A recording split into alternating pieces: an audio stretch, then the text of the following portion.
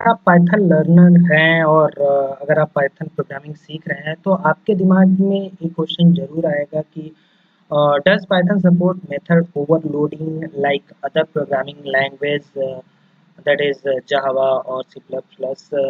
तो हम जैसे जब जावा और पाइथन दोनों लैंग्वेज को पढ़ते हैं तो हमें ऐसा पढ़ने में लगता है क्योंकि जावा भी ऑब्जेक्ट ओरिएंटेड प्रोग्रामिंग को सपोर्ट करता है और पाइथन भी करती है।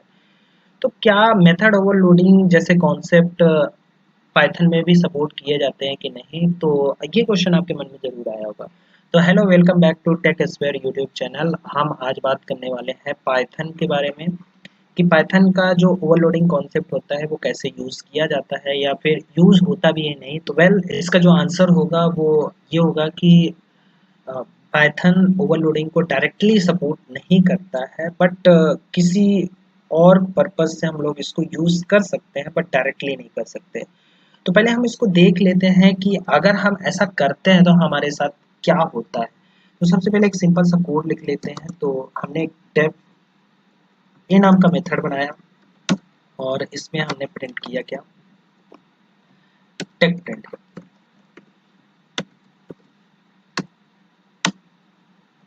फिर हमने फिर सपोज करो एक डेफ नाम का ए नाम का मेथड बनाया और इसमें इस बार हमने पैरामीटर पास किया एस।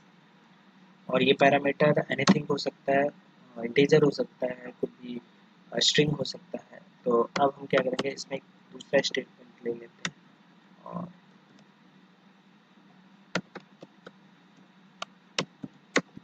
ठीक है। अब हम जैसे इसको कॉल करने जाते हैं, मैंने कॉल किया ए को।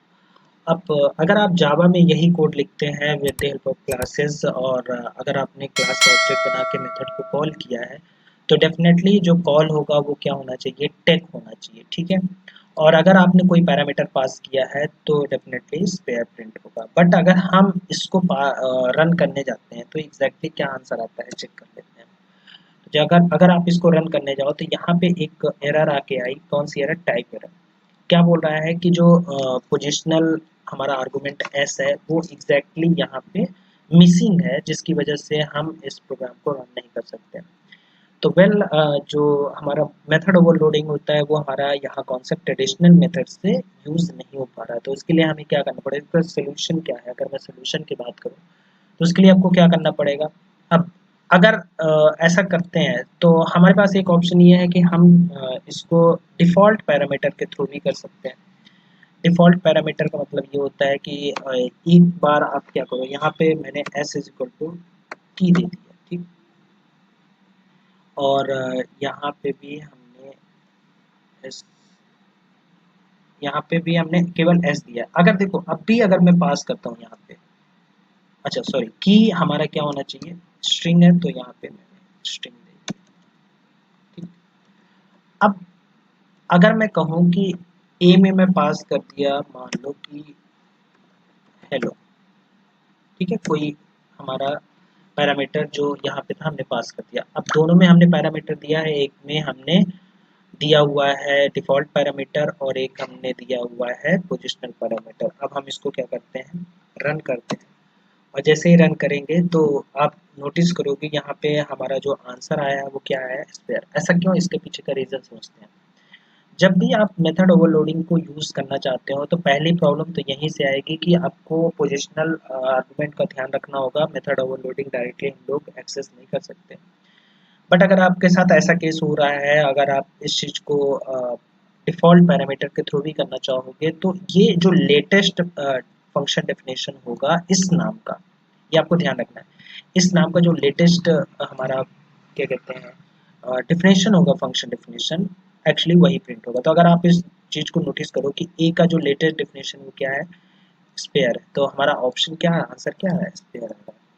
अब इसको हम एक तरीके से और कर सकते हैं। इसका सोल्यूशन, अगर हम सोल्यूशन की बात करें तो हमारे पास आप यूज़ कर सकते हो सिंगल डिस्पैच डिकोडर का यूज़ कर सकते हो, या फिर आप एस्ट्रिक आर्गुमेंट्स का यूज़ कर सकते हो। तो मैं यहाँ पे डिफ़ॉल्ट पैरामीटर के थ्रू तो आपको ये बता दिया। अब हम यूज़ करते हैं एस्ट्रिक आर्गुमेंट्स का यूज़ करते हैं, ठीक है। तो यहाँ हमने क्या किया, एक एस्ट्रिक आर्गुमेंट्स का यूज़ कर लेते हैं। तो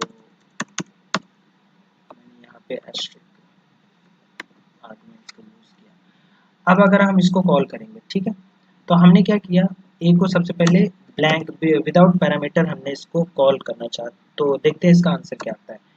तो अगर हम विदाउट पैरामीटर पास करते हैं तब भी हमारा क्या हो रहा है, टेक्स्ट प्रिंट हो रहा है। अब हम एक बार विथ पैरामीटर करते हैं, तो विथ पैरामीटर हमने यहाँ पे पास कर दिया कोई भी चीज़, ठीक है, वर्क करके एक स्ट्रिंग लिखा और मैंने यहाँ पे इसको रन किया और तब भी हमारा क्या हो रहा है, कोड हमारा रन हो रहा है और हमें टिक मिल रहा है। तो हमारे पास एक ऑप्शन है कि हम एस्ट्रिक आर्गुमेंट्स कर देते हैं। एस्ट्रिक यहाँ पे क्या रिप्रेजेंट करता है, एस्ट्रिक एक्चुअली में रिप्रेजेंट कर रहा है कि नंबर ऑफ आर्गुमेंट्स आप जितने भी देंगे वो डायनेमिकली क्या करेगा, उस चीज़ को यूज़ करेगा, ठीक है। तो आप इसके थ्रू भी इसको अचीव कर सकते हैं। तो वेल आई होप आप लोगों को ये कोड अच्छा लगा होगा, ये कॉन्सेप्ट अच्छा लगा होगा, क्योंकि इंटरव्यू के यहाँ पर ये क्वेश्चन बहुत ज़्यादा पूछा जाता है और ऑब्जेक्ट ओरिएंटेड प्रोग्रामिंग की वजह से ये क्वेश्चन सबसे ज़्यादा फेवरेट है।